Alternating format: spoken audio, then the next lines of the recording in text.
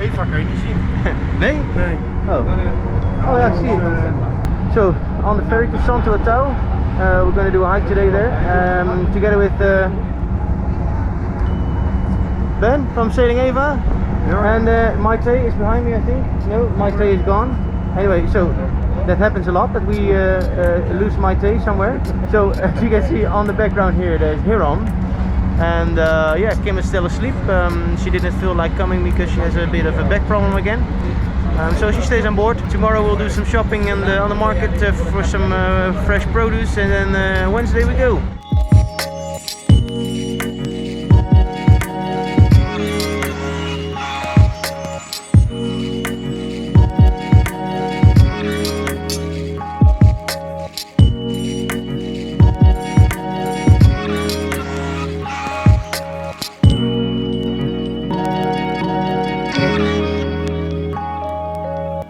If you come out of the ferry terminal, this is what you will become facing.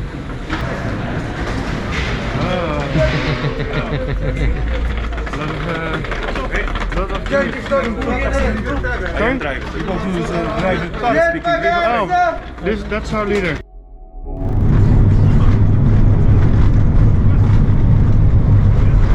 I really wonder how this footage will come out because of the stabilization of the camera. Maybe you won't see it, but the road is really bumpy.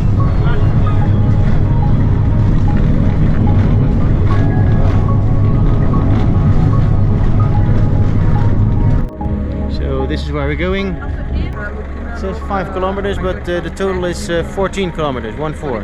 So yeah, let's do it. But I need to change my shoes because I'm wearing flip-flops. That's not advised. So I'm gonna change now for sneakers. So it's the start of the trail, and now everybody's still happy and fresh. And let's see how it goes within an hour. I'll try to film along the way. I heard that we're going from we go to palm trees, and then we go to yeah, well, you will see there is a difference in vegetation depending on the altitude. And so now you still have some, how do you say that actually? Pine trees. Pine trees, yeah. That's the word I was looking for. I was hoping you would be first, but yeah. Pine trees, exactly. But it will change to more tropical environments when we go more down. That's what I like, tropical. Mm-hmm. Let's do this. Yeah. Together with Maite and Ben from Sailing Eva.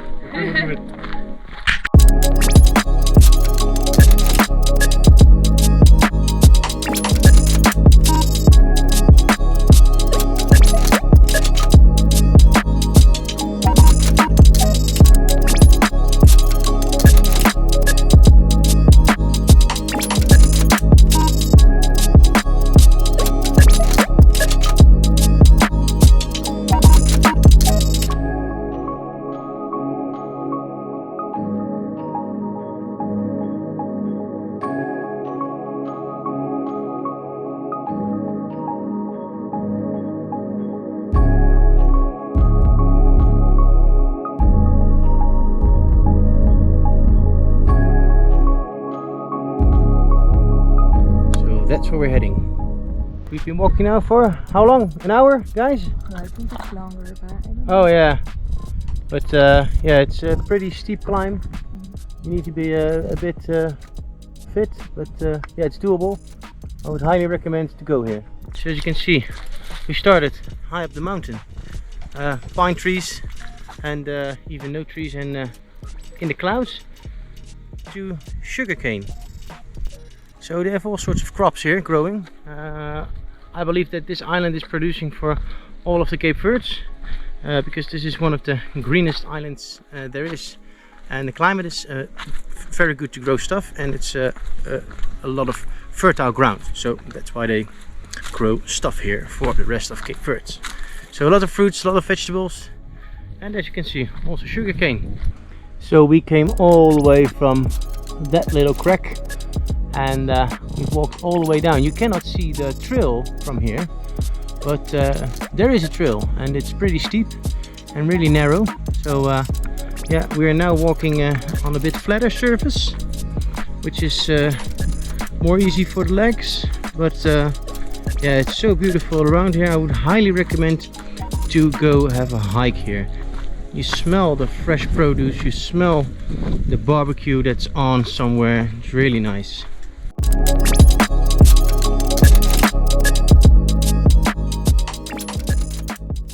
So I heard the story from Ben about the bananas.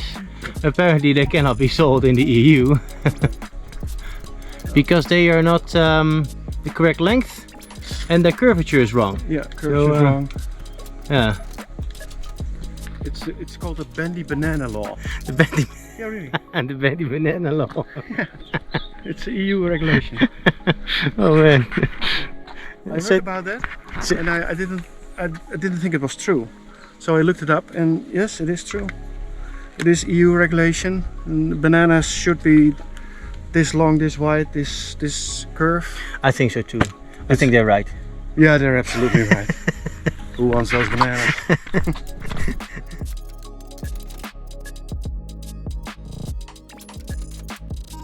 So guys, if you want to have a view like this, you have to hike pretty far, but it's worth it.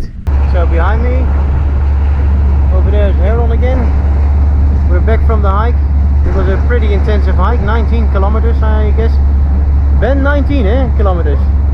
Yeah, 19. So and with 1,800 meters of height difference, our knees are a bit sore, so I think we've earned a beer. I hear we have earned 2 beers, maybe 3. 3, eh? Yeah, sure. At least. Oh yeah, everybody agrees.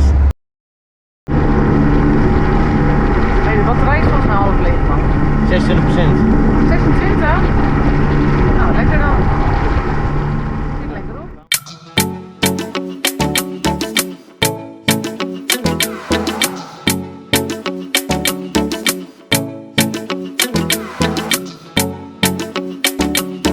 Kijken, kijk hoe zo. Wow.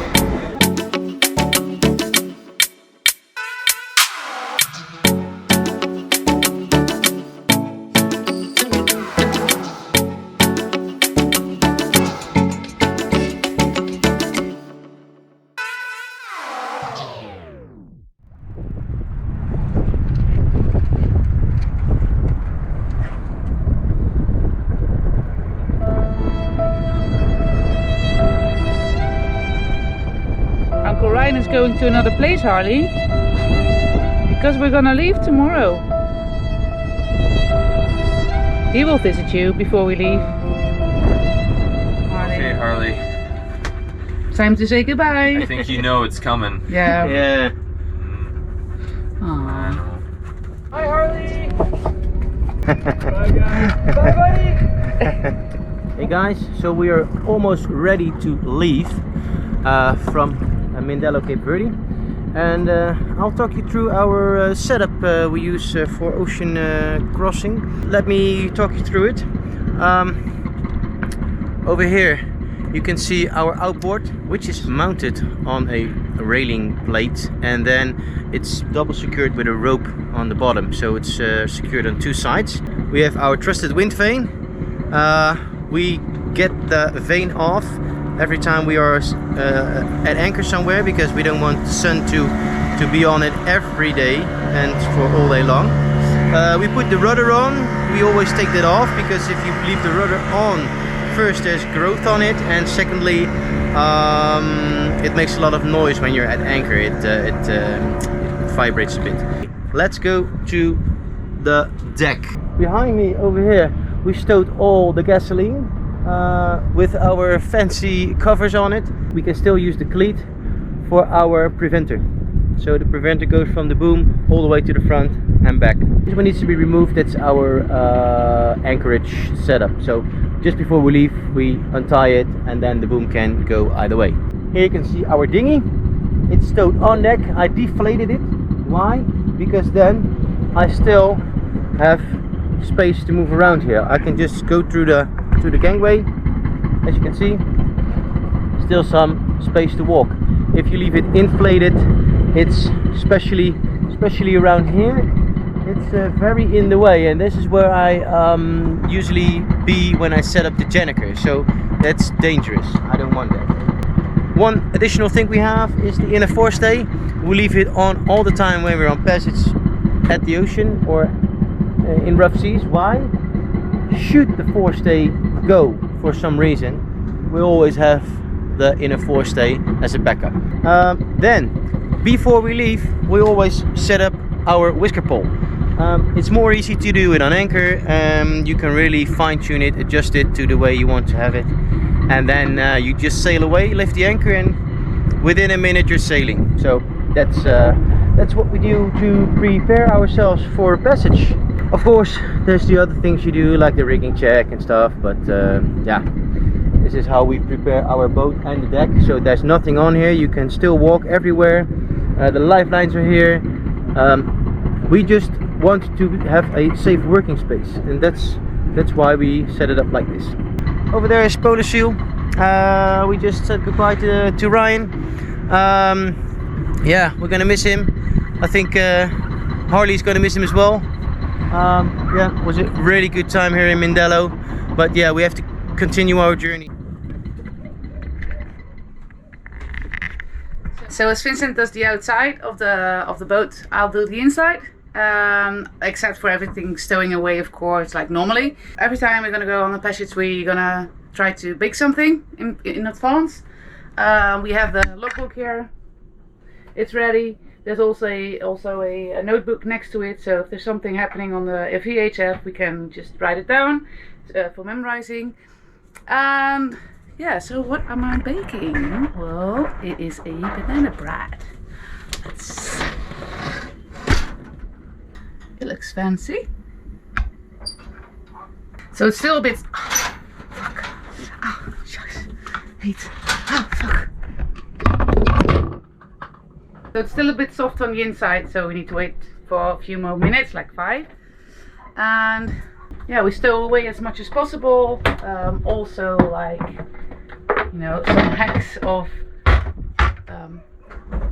here are the plates, and when we're on sail they're like moving around a lot, so that makes a lot of noise. It's annoying, so we put this one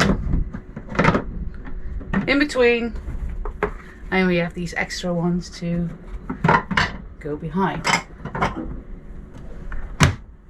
Check. So what we also do is put some rubbery on the floor and also towards Harley's bench. That's because otherwise he's gonna slip, and you know, there's always scratching around. So if he wants to walk inside, it's better for him to have some rubbery underneath, otherwise he slips away. And yeah, so waiting for the banana bread, and then we're off to Suriname.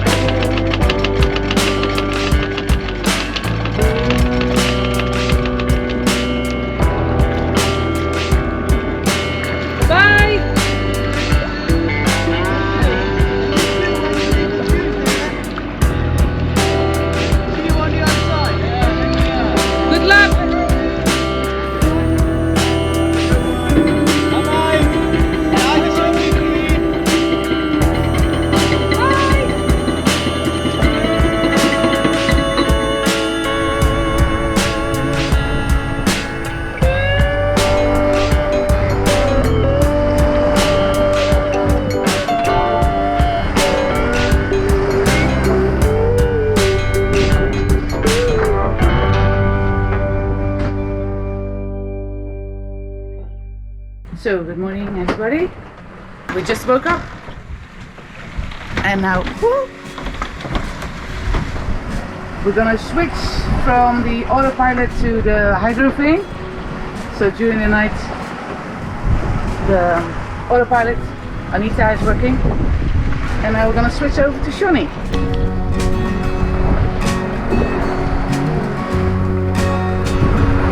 So baby,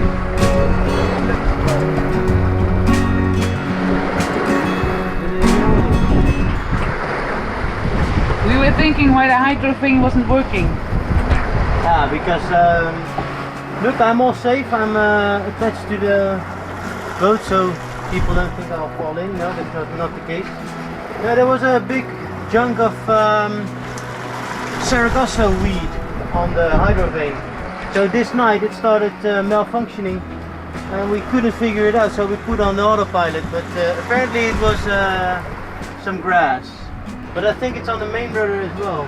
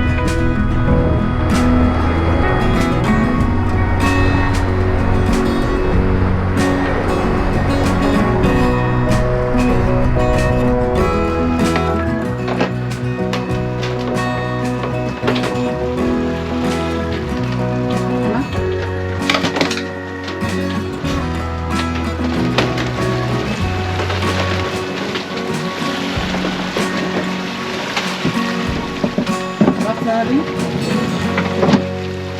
Zie je? Ik zie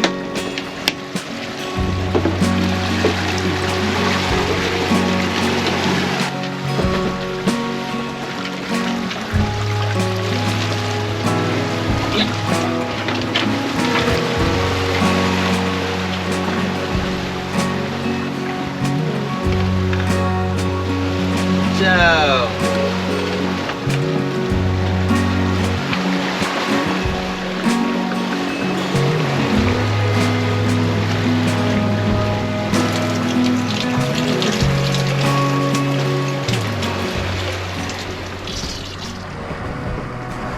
Look how nice. Our brown bread. We need to watch out because otherwise he's gone. By this little fella.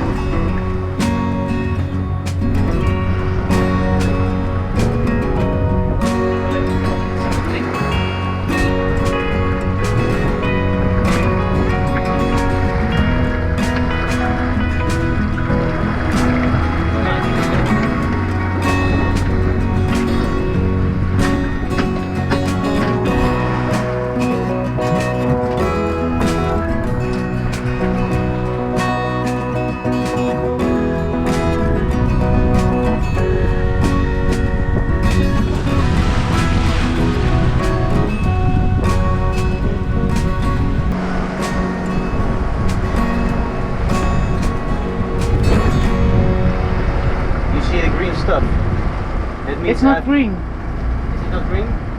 Oh, it's kind of yellow. Oh, okay. So yellow orangey. maybe some of you don't know, but I'm colorblind. Anyway, that stuff that you think you're on an ocean, you don't need to do any gardening, but with this stuff you do because it sticks around the rudder of the hydro vane, and then you need to push it off with the boat hook every half hour, and if you're lucky then you can do it every 10 minutes. So clean now after how many days, Vinny? We left on Thursday, so this is officially the beginning of the fourth 24 hours.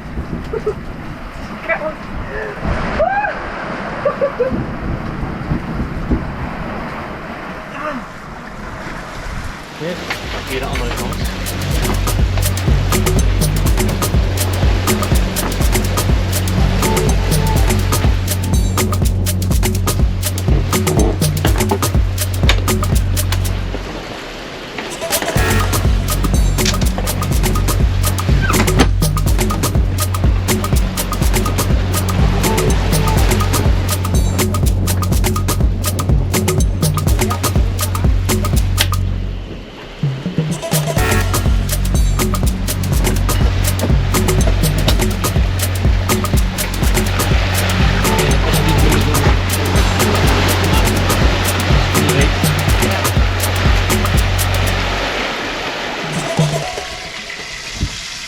So today in Kitchen Heron, what we have here, it's tuna steaks, which we freshly caught yesterday.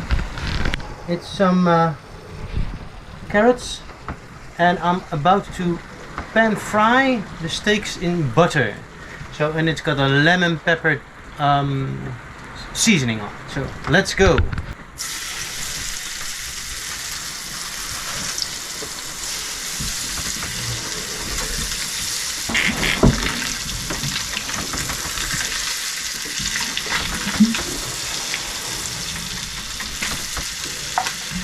So as you can see, it's nothing fancy, but we're sailing, so we need to make it ourselves a bit more easy. Stay tuned and until the next cooking class.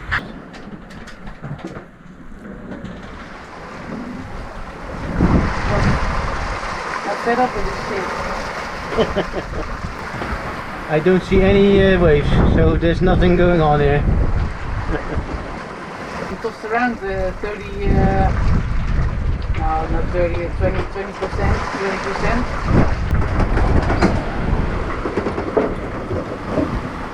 Now, the morning of day, I don't know. Anyway, we still have 4 days to go with 2 flying fish already.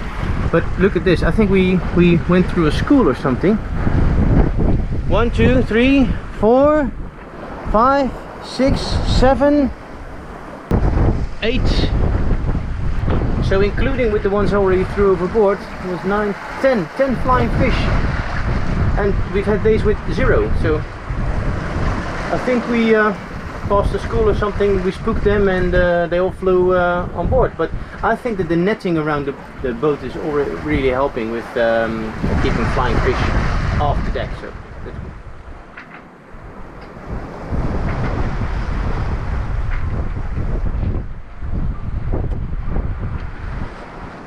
And for the rest, our days exist out of sleeping, fishing, reading books, checking the boat, checking the weather and the route, and then this happened.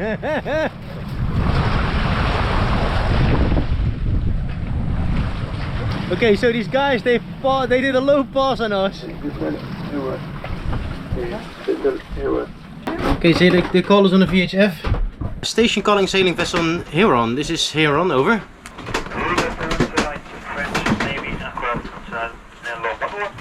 Thank you very much for replying.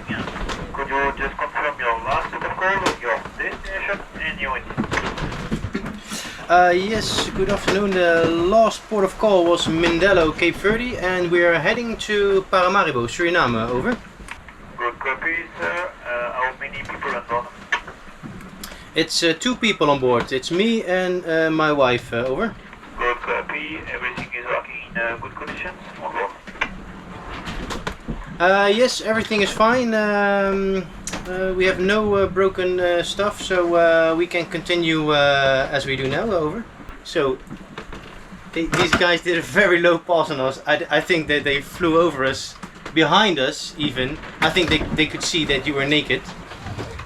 Anyway, it doesn't matter. It scared the shit out of us.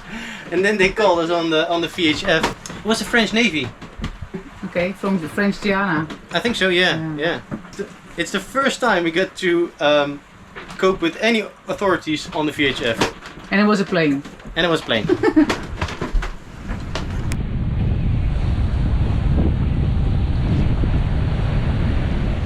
Okay guys, so we've completed the Atlantic crossing and we're now anchored in the Suriname rivier. And we're enjoying a well-deserved anchor beer.